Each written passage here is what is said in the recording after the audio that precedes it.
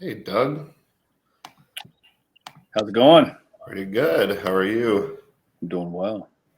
Awesome. All right. We will get started here. Let me You turn my totally do not sound like yourself. Your voice sounded. I wasn't sure who it was. my allergies are acting up a little bit. So if you hear me mute myself, it's probably because I'm sneezing. Hey, just before we get started, so I've been reaching out to people to come on here as guests. So I've got a couple that are booked. So I'll let you know about those. Great. So Awesome. Well, all right. Well, let's go ahead and get started. So thanks, everyone. Welcome to episode 2 of Cutting Through the Noise. I have Doug Goodwin with me. I'm Nick Dokich, the CEO of Ulimi. We are a HR software company based in Covington, Kentucky, which is right south of Cincinnati, Ohio. Wanted to do this presentation based off of some communication, some things that we've been hearing from clients. So today we're going to be focusing on effective communication in the virtual world. I want to thank everyone for being here. Doug, thanks again for your time. As Doug was saying before, we're probably going to have some guests on this show starting pretty soon. So let's, Doug, if you want to go ahead and share a little bit about yourself, and I'll get the presentation lined up. yeah, absolutely. My name's Doug Goodwin, and I've been with Ulimi just a little over a year now. And really, my role is to find partners that we can work with and take our technology and help solve their problems. So it really comes down to understanding, your issues, your challenges, and then how can we be creative in taking the technology that we can build and apply that to your circumstances and actually help you solve problems. So there's some really interesting problems that are trying to be solved right now that are a little bit outside of HR. But they certainly, the technology can be reapplied. I mean, the challenges are almost endless right now. So for somebody like me, it's kind of an exciting time, frustrating in some ways, but also exciting because it's like an open canvas and I can get out there and do my thing. Yeah, great. Thanks a lot, Doug. So one of the main reasons why we wanted to have this conversation, I've been hearing a lot of things through our clients and stuff just about the difficulties that they're having with working remotely. And I know it's a new challenge for a lot of people. And I've even heard some managers that were sort of ranting to their HR staff of how they were worried that no one was actually working when they were at home, and their priority email response time wasn't that high and things of that nature. So we really wanted to address a lot of these conversations and issues that people might have, and really build a really good way to figure out the best communication strategy for you and your organization.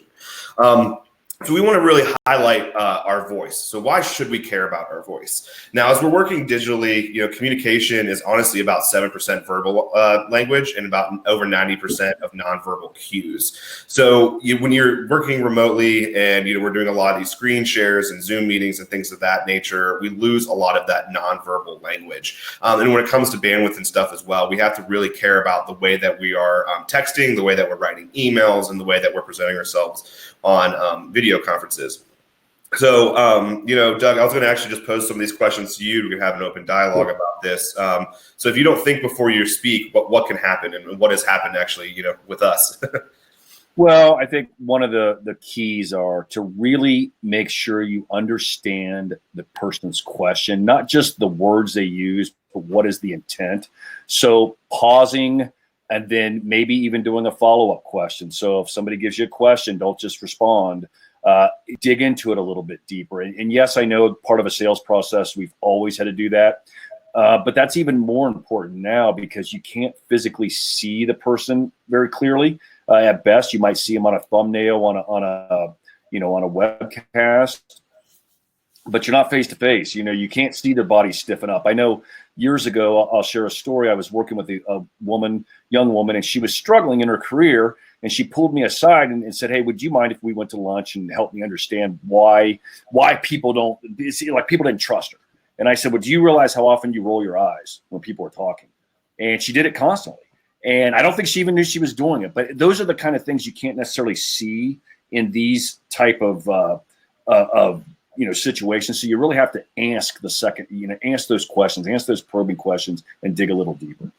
Yeah, I agreed. I also think that, main point too is that right now our communication is so valuable. I mean, communication obviously is very valuable, but now that we're not having those water cooler moments, we're not bumping into each other in the office, things of that nature, we really need to think before we communicate, especially people working from home. I know, Doug, you're probably juggling a few kids. I know they're a little bit older, but still distractions.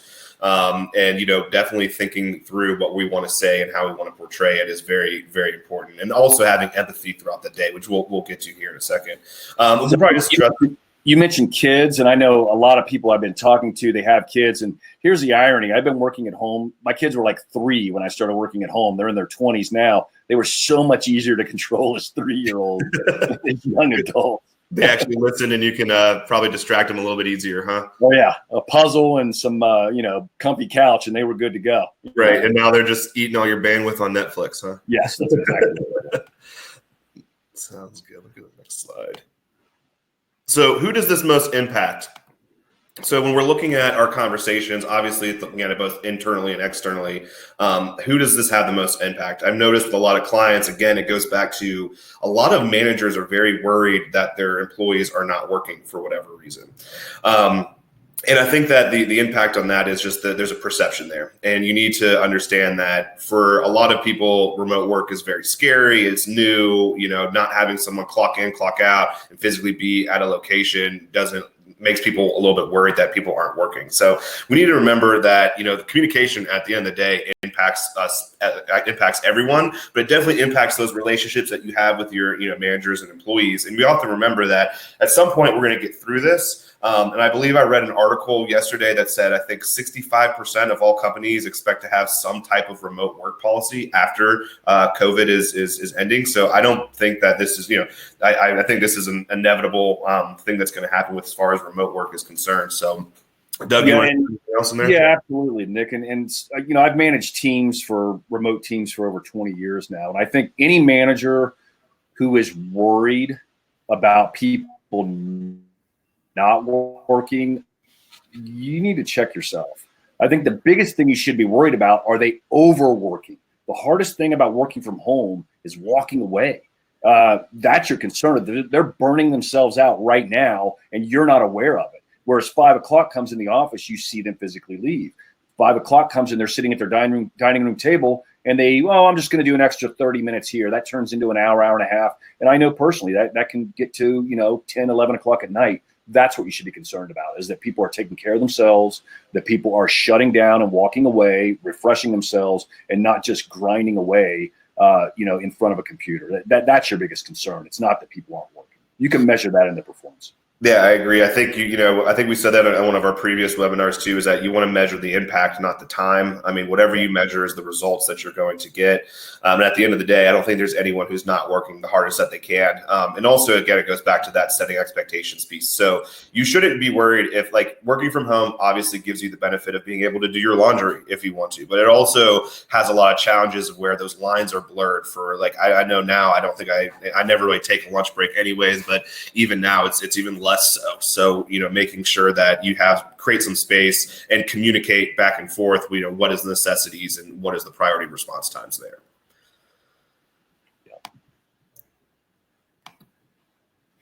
So we're going to talk about how to convey your tone digitally. And this is very important.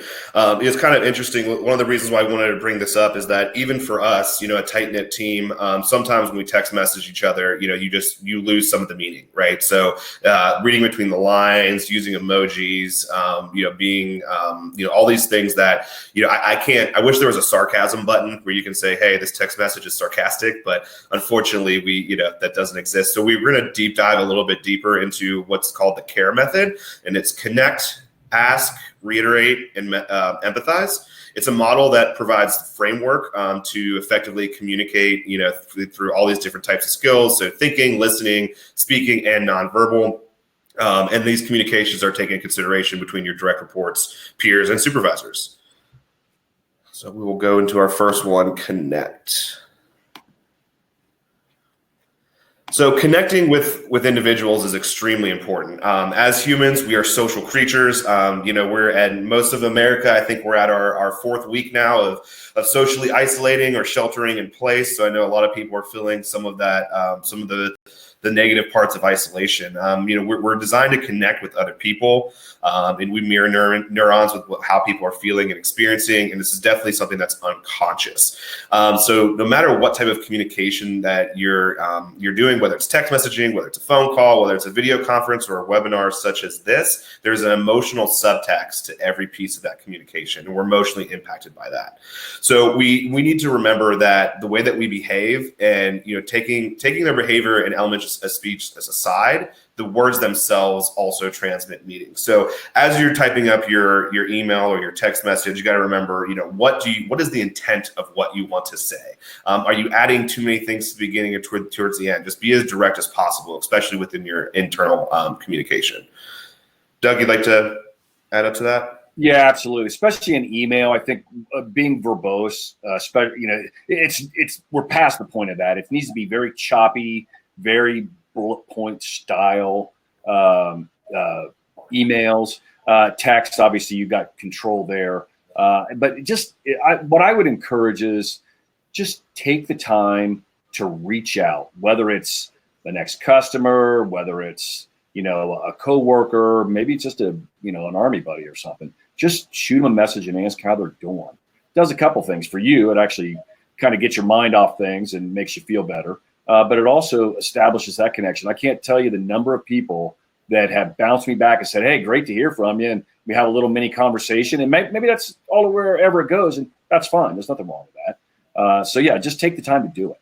Mm-hmm. I also think too, part of this connect piece is really defining your different avenues, which we'll have a little worksheet here that we can share with people afterwards. But again, it would really hit home with that manager that said, "I don't know if my people are working because they're not responding to my emails fast enough." And just because someone's not responding to their email doesn't mean that they're not working. And there's plenty of times throughout the day where I will be 2 hours deep into an Excel sheet and I don't want to be bombarded with a new piece of communication. So at least for Ulimi, if we need something immediately from a priority response time, we're sending a text message. That's the most direct way for us to get in contact with each other. Our international team, we use WhatsApp, but it's the same kind of methodology. We do text messages, and then if a phone call is needed, we'll proceed, with a phone call. Email is definitely used more for external communication and for tracking purposes, and just sending out, bulkier types of information. But as a manager, we don't expect people to respond to an email within an hour or 2 hours. And as a organization, you need to define these things and what the methodologies are and what you expect from your people. You can't, don't be that manager who's just complaining, "I don't believe people are working and, they're not responding to my emails quick enough," if you've never even told them that your expectation is that they respond to an email within 2 or 3 hours. So I think that's another piece of connecting, is you really have to set that framework in order to effectively communicate within your organization. Yeah, and I would add to that, if people are instantly responding to email, that probably indicates they're spending too much time in email. Mm-hmm. Generally, which I think most of us do. Yeah, exactly. So ask is a very simple one. Just seek to understand, using open-ended questions, and allow time for the other person to answer it. This is also very critical using video conferencing as well, where there's some latency issues, people lag, or you might get a half piece of information. So when you ask a question, make sure that it's on point, and it needs, could be open-ended or it can be direct. But you want to, most importantly, your goal there is to seek to understand what they want and what the intent is there. Doug, any other adds there? No, that summed it up, man. It's just it's seeking to understand, taking the time to answer that question. Don't just jump in and give an answer based on what you think their intent was. Just take the extra step. Exactly. So this piece, I think this piece is one of the most crucial and the most key for remote working in particular. Everyone, when you ask a question or have a response to anything, when you're communicating, there is an intent. So what do you want that person to do? What are you asking? Are you just shooting the bull, or are you trying to get something more formalized or anything like that? But we all come into the world with our own perceptions, and it's very easy to miss the intent of a conversation with different perceptions. For instance, Doug could be be bogged down by 5, 6, 7, 8 different clients at one time. And then I send them a quick question, which is just like, hey, Doug, where are we at with ABC company? My intent there is just to get a quick, situation report and just get an update on that. But his perception of that, as he's stressed and under the pressure of 8 other people, could be that I'm micromanaging, right? It's a very easy kind of example there. And so the gap between intent and perception is where that miscommunication occurs. So we have to remember that your perception is going to be different than others, and make sure that you ask and reiterate. And so the real core competency here would be to just summarize what that person is asking. So for instance, even then, Doug could go in and say, hey, I don't have, I see that you're asking about the new proposal for ABC company. I haven't gotten to it yet. Can I get to it, tomorrow? Something around those lines. That's probably a better example, of that. But the real key component there is take as much time as needed so that you can understand the intent of the conversation. Yeah, no, I agree with that wholeheartedly. As the receiver of information, it's also incumbent upon us to communicate backwards. You can't just take it like you're a punching bag. You have to respond, and you can't assume that, hey, my manager's just pounding on me. You just have to say, hey, let them know what's going on, and that's probably all it takes. Mm-hmm. Exactly. Last one, empathize.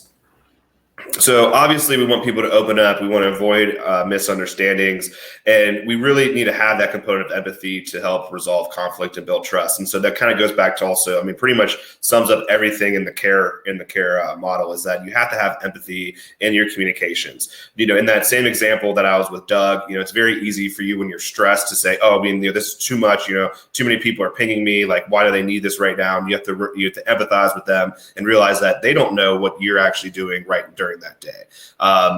We have different ways to understand what people are doing throughout the day, but at the same time, we need to empathize with the conflicts. If there's kids running around, if hey, I might be dealing with something else completely different. I might be on the phone with my healthcare provider, for instance. Especially during these times, empathy is very, very important. Yeah, I think in particular. So obviously, I spend most of my day in a sales capacity, and it's connecting right now is really difficult. It's just super challenging, but I can't take it personally because it's not personal. They've got stuff going on in their lives. I think the biggest thing we're dealing with right now overall is just fear of the unknown. So just be empathetic to that. Realize just because you text someone or you send someone a LinkedIn message or an email, they may not get back to you, and it's not personal. They may just have more things going on in their life right now, and just be patient, be empathetic. Don't give up on them, but be creative in how you communicate, and always do it with an empathetic voice. Agreed. So when is it appropriate? So we're the last slide here is when is it appropriate and inappropriate? And we have a little quick worksheet that I'm just going to share with you very quickly. And this is something that we could share with everyone, and it's a brass tacks of, for each type of methodology, when is that type of communication appropriate? That looks really crazy. That one. Matrix looking. So very, very simply, that this, you can kind of chart this. You can do this together as a team, which I strongly suggest, or even do it at least with your management staff. But the different categories here are one-on-one, group teams, in-person, video, voice, phone conversations, voicemails, presentations, email, and then instant messaging or texting. And obviously now in the COVID times, some of these in-person meetings obviously aren't going to happen, but this is an older sort of version here. So if a lot of information needs to be shared with a lot of people, a presentation would probably be the best mode of communication there. Whereas a voicemail might not be as much. For personnel issues, constructive feedback, one-on-one meetings would be very high, and instant messaging and texting, especially if you wanted to do either constructive feedback or recognition. Urgent matters that require conversation, short messaging requiring a short response, FYI message, project team meeting to address an issue, provide status reports, brainstorming, and building consensus. So as you're looking at your organization, thinking through all the different types of technologies that you use, whether you use Slack, whether you're using Zoom, whether you're using, email, heavily on email, all of these things play into the different types of messaging. So not only do you want to understand your voice, but you also want to understand when it is most appropriate to contact people in the most appropriate way.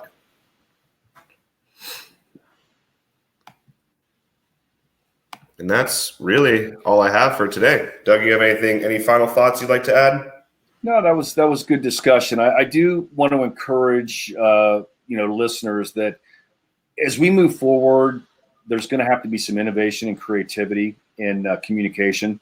I know we're testing new platforms and new ideas, but do not get locked into, hey, this is the way I've always done it. You're going to have to get creative, because I don't personally believe that the normal, when we come out of this, the normal isn't going to be what the normal was. It's a new norm, and we're going to have to adjust to that. And it'll probably be better in the end, but there's an adjustment period. So, prepare yourself to be innovative, be creative, learn new skills. Don't be afraid to be in front of a camera, because this may be the best we have for a long time, and it may never actually change. So, get over it, not being in front of a camera. Learn how to make a video. You can do some really cool stuff with your phone and just basic editing. Just start to explore and learn. I've been sending stuff out in my neighborhood just to get better at it, because I got to. I don't have a choice. So anyway, I encourage innovation and communication.